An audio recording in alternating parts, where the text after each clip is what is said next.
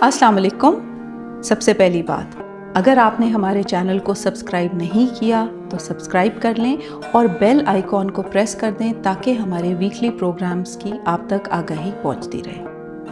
फॉस्पा, जो कि पाकिस्तान हुकूमत का एक वफाकी इदारा है और जिनसी हरासगी पे काम करता है, उसकी 2024 की एनुअल रिपोर्ट के मुताबिक मुख्तलिफ स्टडीज़ में देखा गया है कि 93% पाकिस्तानी ख़वातीन किसी न किसी किस्म की हरासमेंट का शिकार होती हैं पब्लिक प्लेसेस में या जहां वो काम करती हैं, और इसकी वजह से उनकी काम करने की सलाहियत पर असर होता है। मुझे काम करते हुए तकरीबन 27 साल हो गए हैं, और अगर मैं अपनी पेशावराना ज़िंदगी का जायज़ा लूँ तो कहीं ना कहीं हरासगी मैंने भी एक्सपीरियंस की है, मेरी दोस्तों ने भी एक्सपीरियंस की है, और अगर आप जो सुन रहे हैं और इनमें से ख़वातीन हैं, आपने भी शायद इस तरह के एक्सपीरियंसेस का सामना किया हो। और अखबारात उठा लें, टीवी ऑन करके देखें तो कहीं ना कहीं हमें सुनने को मिलता है किसी मेडिकल स्टूडेंट के साथ हरासमेंट की जा रही है, बस में काम करने वाली होस्टेसेस, वेट्रेसेस और किसी भी इदारे में काम करने वाली ख़वातीन के साथ हरासगी का इम्कान होता है। यूँ तो हरासमेंट मर्दों की भी हो सकती है, मगर इसकी शरह बहुत कम है। आज हम ख़ास तौर पर फोकस करेंगे ख़वातीन पर जो हरासमेंट होती है उसके बारे में बात करेंगे। हम ये समझने की कोशिश करेंगे कि कौन से वो सकाफ़ती और नफ्सियाती पहलू हैं जिसकी वजह से हरासमेंट वर्क प्लेस में पनपती रहती है, उस पर बात नहीं की जाती और ख़वातीन सामने नहीं आती। हो सकता है आप में से वो लोग जो अभी भी वर्क प्लेस पर हरासमेंट एक्सपीरियंस कर रहे हों या पहले की हो, आपके लिए ये बातें ज़रा तल्ख़ और मुश्किल हों। मैं ज़रूर आपको कहूँगी कि आप अगर ऐसा महसूस करें तो किसी से बात करें। सबसे पहले तो ये जायज़ा लेते हैं कि वर्क प्लेस हरासमेंट कहाँ किसे जाता है। हुकूमत पाकिस्तान का बनाया हुआ protection against harassment of women at work place amendment act 2022 के मुताबिक कोई भी ऐसा रवैया जो कि अनवेलकम जिनसी रवैया है, जिनसी पेशकदमी है, कोई किसी का ताक़ुब करना, साइबर स्टॉकिंग करना, जिनसी बातचीत करना, चाहे वो बोल के या तहरीरी तौर पर, जिनसी तौर पर तहज़ीक आमेज़ रवैये, ऐसे इशारे, तासुरात या मैसेजेस किसी को करना जो तौहीन आमेज़ मफ़हूम रखते हों, जो काम की कारकर्दगी में मुदाखलत का सबब बने या एक खौफज़दा, मुखालफाना या तौहीन आमेज़ काम का माहौल पैदा करें, या अगर ये डर हो कि अगर बात नहीं मानेंगे तो उसकी सज़ा मिलेगी, या इस चीज़ को मुलाजमत की शर्त बनाया जाए। हुकूमत पाकिस्तान का ये एक्ट आज से 10-12 साल पहले आया था। 2022 में इसमें अमेंडमेंट की गई और इसमें जेंडर बेस्ड डिस्क्रिमिनेशन को भी शामिल किया गया, और साथ साथ वर्क प्लेस की डेफिनेशन को एक्सपैंड किया गया कि ये इनफॉर्मल किस्म की वर्क प्लेस भी हो सकती है, कॉन्सर्ट एरियाज़ हो सकते हैं, अगर कुछ लोग किसी के घर में बैठ के भी बातचीत कर रहे हैं काम से मुतल्लिका, पब्लिक ओपन एरियाज़ जहाँ पे काम के सिलसिले में कोई जाता है, इन सब को भी इसमें शामिल किया गया। हम 3 ऐसे नफ्सियाती और समाजी पहलुओं पर बात करेंगे जो कि इस चीज़ को कंट्रीब्यूट करती हैं कि ख़वातीन इस मौजू पर बात नहीं करती या इदारे एक तरह से sexual harassment at work place पे खामोशी इख्तियार करते हैं। हम बात करेंगे नॉर्मलाइजेशन ऑफ हरासमेंट पर, हम बात करेंगे पावर डायनामिक्स पर, और हम बात करेंगे कि कल्चर का हिस्सा होने से किस तरह से ये सारा कुछ होता है। मुआशरे के बनाए हुए असूल और रवैयों की वजह से बदकिस्मती से सेक्सुअल हरासमेंट को नॉर्मलाइज़ किया जाता है, और जब सेक्सुअल हरासमेंट बचपन में भी बच्चियां एक्सपीरियंस करती हैं, नौजवानी में भी एक्सपीरियंस करती हैं, और जब वो वर्क प्लेस पे भी करती हैं तो उसको एक तरह से नॉर्मलाइज़ कर दिया जाता है, और जब कोई चीज़ नॉर्मल हो जाती है तो लोग उस पर बात भी नहीं करते। अगर कुछ लोगों के पुराने एक्सपीरियंसेस ऐसे हैं जिसमें उनके साथ किसी किस्म की हरासमेंट हुई है, तो उस एक्सपीरियंस की वजह से भी कुछ लोग नम हो जाते हैं और वो रिएक्ट और रिस्पॉन्ड नहीं कर सकते। तो दोनों personal experience of previous sexual harassment और उसके अलावा जिस तरह से इस चीज़ को नॉर्मलाइज़ किया जाता है, कोई उसको समझता ही नहीं कि कोई बड़ी बात है जिस पे बात की जाए, और ये बदकिस्मती है। अगर कोई औरत किसी शख्स को इनअप्रोप्रिएट बात करने से रोकती है, उसको बुरा समझती है, तो हो सकता है उसको रिडिक्यूल का सामना करना पड़े। मर्द जो ये कर रहा है वो इसको इतनी बड़ी बात ना समझे, बल्कि कई दफ़ा ये भी देखा गया है कि इर्द गिर्द मौजूद और लोग और ख़ास तौर पे मर्द ये समझने लगते हैं कि ये कोई इतनी बड़ी बात नहीं और औरत इसको बहुत बड़ा मसला बना रही है। اس سے مجھے اپنی زندگی کا ایک واقعہ یاد آ گیا۔ شروع میں جب میں نے کام شروع کیا اور ہم ایک کسی صاحب کے ساتھ کام کرتے تھے، کئی دفعہ وہ ایسی بات کر جاتے جو کہ اناپروپریٹ ہوتی تھی۔ میں اور میری کولیگ ہمیں تھوڑا سا برا بھی لگتا تھا، عجیب بھی لگتا تھا، یہ بھی سمجھ نہیں آتی تھی کہ کس طرح سے ان کو منع کریں۔ ہماری سپروائزر نے ہمیں یہ کہا کہ آپ نے ان سے ضرور بات کرنی ہے، آپ کو کون سی بات بری لگتی ہے اس کا ضرور آپ نے ان سے تذکرہ کرنا ہے۔ ہم نے خیر تھوڑے سے پریشان گھبرائے ہوئے تھے، ہم نے تھوڑا سا لکھا کہ کیا بات کریں، اور ہم نے انہیں بتایا کہ آپ کے یہ جوکس یا یہ باتیں ہمیں اناپروپریٹ لگتی ہیں، اور وہ ایک دم سے بھڑک پڑے۔ انہوں نے کہا کہ آپ تو اس قسم کی خواتین نہیں لگتی، آپ اس طرح کے جوکس مائنڈ کر لیں گی، اور انہوں نے بہت برا اس کو محسوس کیا اور بہت ہمیں سمجھا کہ ہم اوور ری ایکٹ کریں۔ طاقت کا امبیلنس ایک بہت اہم پہلو ہے جس کی وجہ سے بہت سی خواتین نہ کچھ کہہ پاتی ہیں نہ کچھ کر پاتی ہیں۔ ہراسمنٹ میں ابیوز کیا جاتا ہے اپنی اتھارٹی کو۔ وہ شخص جو کہ کسی کو سپروائز کر رہا ہے، جو اس سے جونیئر ہے،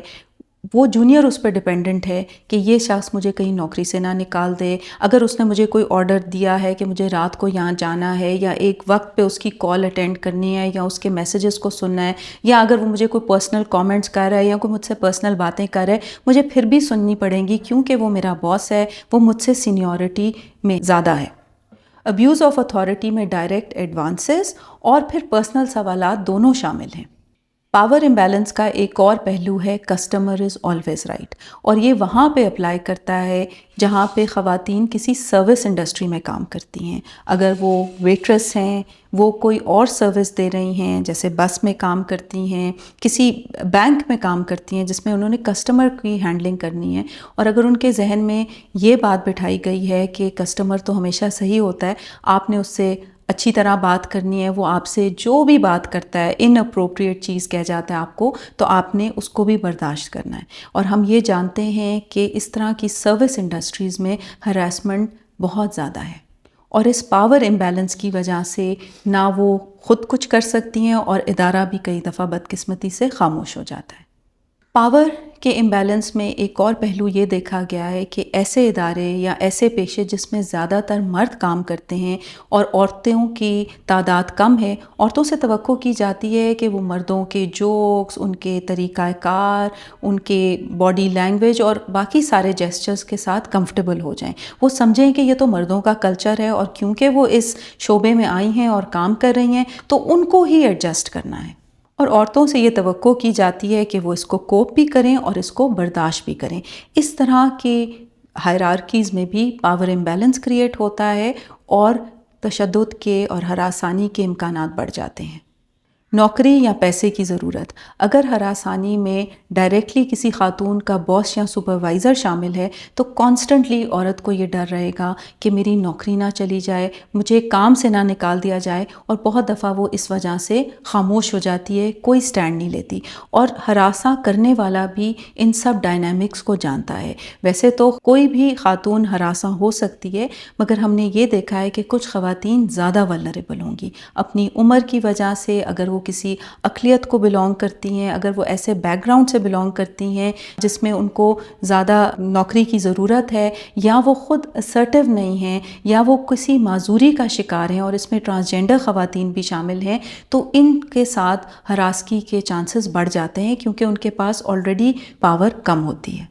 اس پہ مجھے ایک اور واقعہ یاد آیا۔ میں ایک ادارے میں کام کرتی تھی اور ہمارے بہت پرانے کولیگ، بڑے ویل ریسپیکٹڈ کولیگ تھے، اور ایک دن پتہ یہ چلا کہ ان کے خلاف ہراسمنٹ کا کیس ہوا ہے، اور ہم سارے جب ہم نے سنا ہمیں عجیب بھی لگا کیونکہ ہم نے ان کے رویے میں ایسی کوئی بات نہیں دیکھی تھی، مگر ہمیں پھر جب سمجھ آنا شروع ہوا وہی پاور ڈائنامکس کی کہ جن جن خواتین کو انہوں نے ہراس کیا تھا وہ سب ان سے جونیئر تھیں، ان کو رپورٹ کرتی تھیں اور وہ ان کے سامنے کچھ کہہ نہیں پاتی تھیں۔ تو ہراسمنٹ کئی دفعہ آپ کو اس طرح بھی نظر آئے گی کہ کوئی شخص کچھ خواتین کے وہ ہراس کریں گے اور کچھ کو ہراس نہیں کریں گے، اور یاد رکھیں اس کا تعلق اس چیز سے نہیں ہے کہ وہ شکل ان کی کس طرح سے ہے، وہ ڈریس اپ کیسے ہوتی ہیں، کیونکہ یہ سب مفروضے ہیں، اس کا تعلق پاور امبیلنس سے ہے۔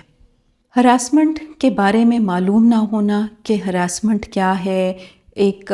ورک پلیس کے ایتھکس کیا ہوتے ہیں، اس کے رپورٹنگ کے میکنزمز کیا ہیں، یہ بھی ہراسمنٹ کو انکریز کرتی ہے اور ایک طرح سے پاور امبیلنس کو مینٹین کرتی ہے۔ بہت ساری تحقیق میں دیکھا گیا کہ ہراس ہونے والی خواتین کئی ایسی تھیں جنہوں نے نیا نیا کام شروع کیا تھا یا عمر میں چھوٹی تھیں اور ابھی لرن کر رہی تھیں، ان کی کوئی ٹریننگ نہیں تھی، اور بعد میں وہ جب اپنے واقعات سناتی تھیں، پرانے واقعات، تو اس کی وجہ سے وہ امبیرس محسوس کرتی تھیں، اور بہت نے یہ بھی بتایا کہ وہ کنفیوزڈ ہوتی تھیں کہ یہ شخص کیا ان کے ساتھ ویسی فرینڈلی ہو رہا ہے، کیا کرنے کی کوشش کر رہا ہے، یا وہ کیا خود بہت کنزرویٹو ہو کے سوچ رہی ہیں، یا ان کو آرگنائزیشن کا کلچر سمجھ نہیں آ رہا۔ تو اس چیز کو lack of knowledge and being very new in a work place بھی کئی دفعہ اس پاور امبیلنس کو کریٹ کر دیتا ہے۔ یہ تمام معلومات اور ڈائنامکس میں آپ کے ساتھ اس لیے شیئر کر رہی ہوں کہ اگر آپ میں سے کوئی کسی کو جانتا ہے جو ہراس ہوا ہے، آپ خود ہراس ہوئے ہیں، یا آپ ورک پلیس ہراسمنٹ کی کسی کمیٹی کا ممبر ہیں، تو آپ کو ان سب ڈائنامکس کا پتہ ہو تاکہ آپ ان سب کو پراپرلی انویسٹیگیٹ کر سکیں اگر آپ کے سامنے کوئی کیس آئے یا آپ اپنے ارد گرد انوائرمنٹ میں کوئی کیس دیکھیں۔ ایک اور مجھے اپنی زندگی سے واقعہ یاد آ گیا۔ نیا میں نے کام شروع کیا تھا، بی اے کے بعد میں انٹرنشپ کر رہی تھی، اور ایک انفارمل سی گیدرنگ تھی کولیگس کی، اور کوئی ہنسی مذاق چل رہا تھا، اور میں نے اسی وقت نیا بی اے کیا تھا، بالکل اتنا ایکسپوجر بھی نہیں تھا کہ کیا اپنے لیے آواز بلند کی جا سکتی ہے کہ نہیں۔ تو مجھے میری سپروائزر نے آ کے کہا کہ وہ شخص جو تم سے بات کر رہا ہے، مجھے اس کا طریقہ اتنا اپروپریٹ نہیں لگا، اگر تمہیں بھی اپروپریٹ نہیں لگا تو تم یہ جانو کہ تمہیں حق ہے کہ تم اسے منع کر سکتی ہو۔ اور اس معاشرے کی میں بھی خاتون تھی، ینگ لڑکی تھی، میں نے تو سوچا بھی نہیں کہ مجھے رائٹ ہے، اور ایک امبیرسمنٹ ہو رہی تھی، کچھ سمجھ آ رہا تھا کہ کچھ گڑبڑ ہے، مگر کیا کیا جائے اس کے بارے میں معلوم نہیں تھا۔ تو کسی سینئر کا مجھے یہ کہنا، مجھے یہ بتانا کہ میرا کیا رائٹ ہے اور کون سا بیہیویئر ان اپروپریٹ ہے اور میں بول سکتی ہوں، یہ میرے لیے بہت زیادہ امپاورنگ ایکسپیرینس تھا۔ آخری پہلو پہ بات کر لیتے ہیں کہ کس طرح ہمارا کلچر، ثقافت، جو کہ پھر آرگنائزیشن میں بھی ٹرانسلیٹ ہو جاتا ہے، اس ہراسمنٹ کے موضوع کو سامنے آنے سے روکتا ہے اور خواتین رپورٹ نہیں کرتی۔ کچھ ہمارے مفروضے جو موجود ہیں معاشرے میں، مثلاً مرد تو مرد ہوتے ہیں، عورتوں کا ہی قصور ہوتا ہے، وہ اس طرح سے تیار ہوتی ہیں، وہ کچھ ایکٹ اس طرح کرتی ہیں، مرد تو ہمیشہ اسی طرح کی حرکتیں کریں گے، عورتوں کو اپنے آپ کو پروٹیکٹ کرنا چاہیے، اگر عورتوں کو اپنی عزت کا بہت خیال ہے تو وہ کام کرنے نکلی کیوں؟ اب یہ ساری باتیں اور سوچ جب ہمارے معاشرے میں موجود ہے تو اس کی وجہ سے بھی جو ہم ارد گرد سنتے ہیں، خواتین خاموش ہو جاتی ہیں۔